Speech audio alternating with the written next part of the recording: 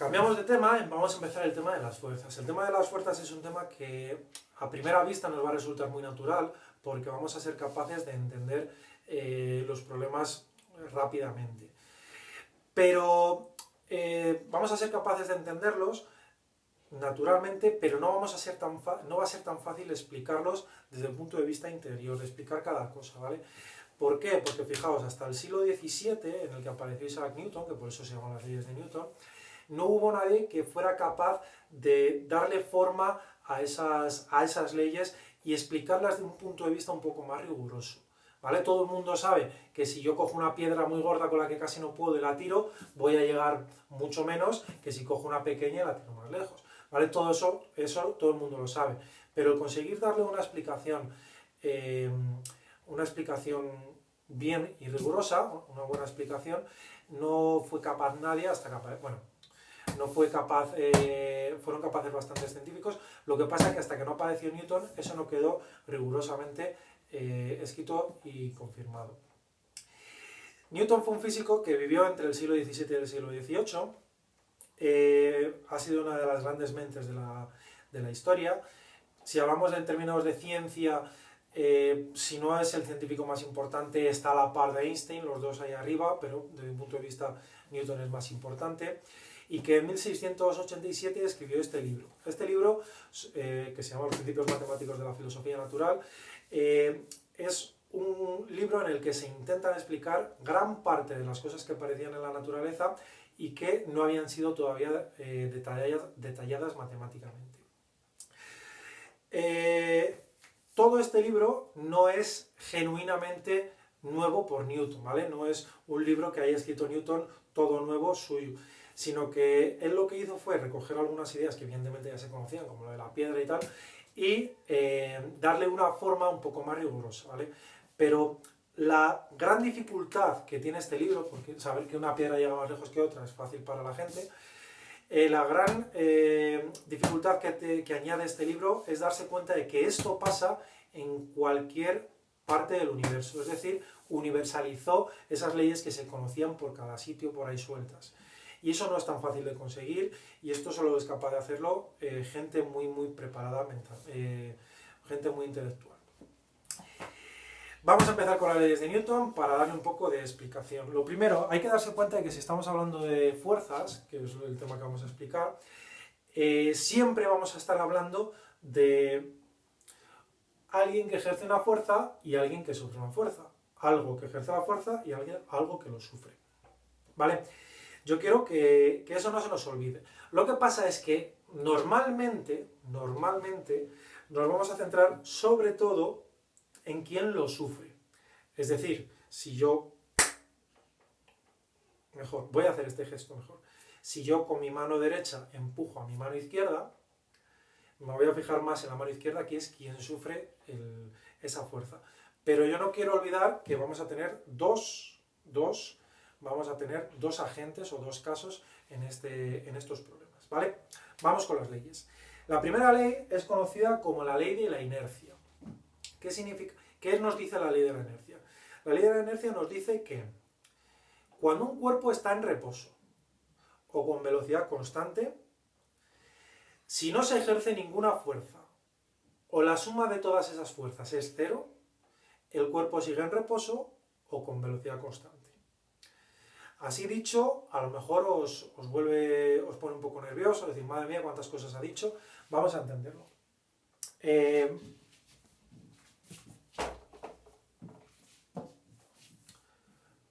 Esto. Borrador. Está en reposo. ¿Qué fuerzas está sufriendo el borrador? Vamos a suponer, no es así, pero vamos a suponer que no está sufriendo ninguna fuerza.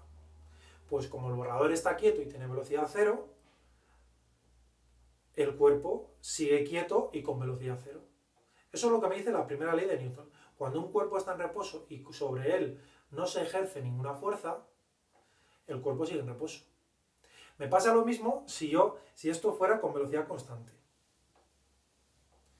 Si va con velocidad constante y no ejerzo ninguna fuerza, el borrador sigue con velocidad constante.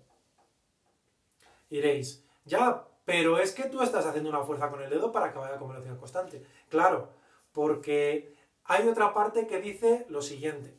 Cuando un cuerpo está en reposo y sobre él la suma de las fuerzas es cero, el cuerpo sigue en reposo. Por ejemplo, esto, el borrador, está sufriendo una fuerza, que es la de atracción de la Tierra, el peso, lo que conocemos como el peso. Vale. El libro está haciendo una fuerza para arriba, no voy a andar aquí explicándolo, pero está haciendo una fuerza para arriba. ¿Por qué? Porque si no el borrador estaría atravesando el libro, ¿no? Entonces el libro está haciendo una fuerza para arriba. Quiere decir que la suma de todas las fuerzas sobre aquí es cero. Cuando un cuerpo está en reposo y la suma de las fuerzas es cero, el cuerpo sigue en reposo. ¿Vale? Ese es otro caso que hemos sacado de esa frase que os he dicho yo al principio. Cuando un cuerpo tiene velocidad constante y la suma de las fuerzas sobre el cuerpo es cero, sigue con velocidad constante. Claro, porque fijaos, este cuerpo tiene velocidad constante porque yo lo estoy empujando.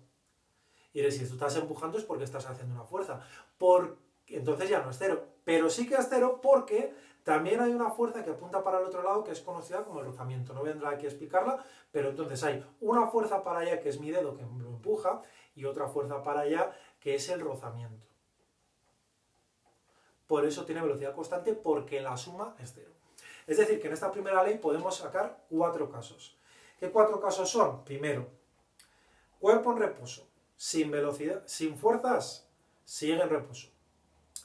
Cuerpo en reposo, con suma de fuerzas igual a 0, sigue en reposo. Cuerpo con velocidad constante, sin fuerzas, sigue con velocidad constante. Cuerpo con velocidad constante, con suma de fuerzas igual a 0, sigue con velocidad constante. Es decir, 4 casos. Segunda ley. La segunda ley es conocida como la ley de la dinámica, ¿vale? Va a ser la ley que más se utilice para los problemas, entre comillas, porque es la única ley de la que vamos a sacar una fórmula, ¿vale? Esa fórmula es esta de aquí. Vaya, esto no pinta. Esa ley es esta de aquí. ¿Qué significa esto? Significa lo siguiente, que cuando sobre un cuerpo yo ejerzo una fuerza, esa fuerza es directamente proporcional a la aceleración que va a sufrir el cuerpo.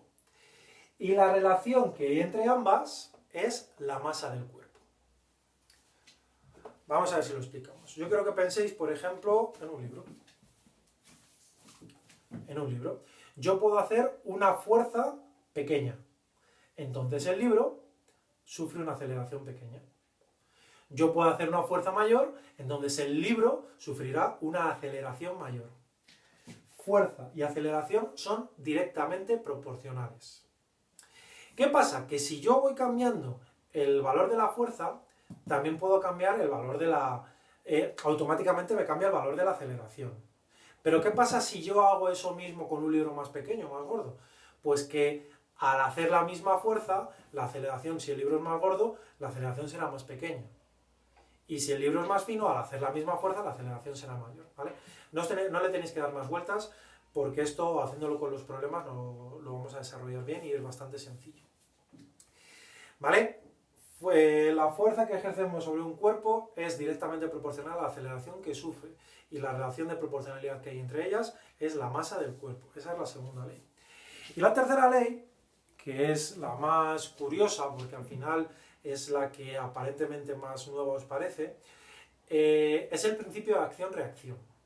Y dice lo siguiente, dice que cuando sobre un cuerpo ejerce una fuerza, este cuerpo ejerce la misma fuerza, pero en sentido contrario sobre quien ejerce la fuerza. Vuelvo otra vez a la idea esa de que siempre que hagamos fuerza vamos a tener dos cosas, quien hace la fuerza y quien la sufre.